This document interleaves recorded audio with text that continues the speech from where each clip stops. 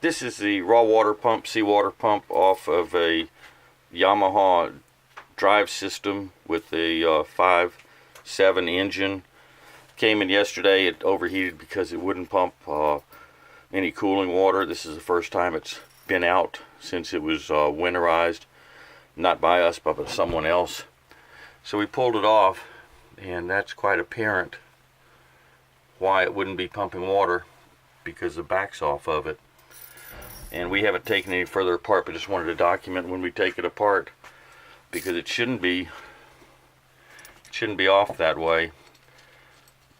If I had to guess, I would guess that those threads are stripped out and it froze and pushed the back off. I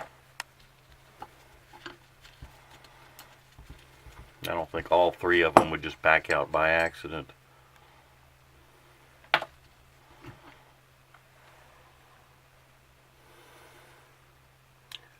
In any case, the back is off now, and the actual impeller looks pretty good.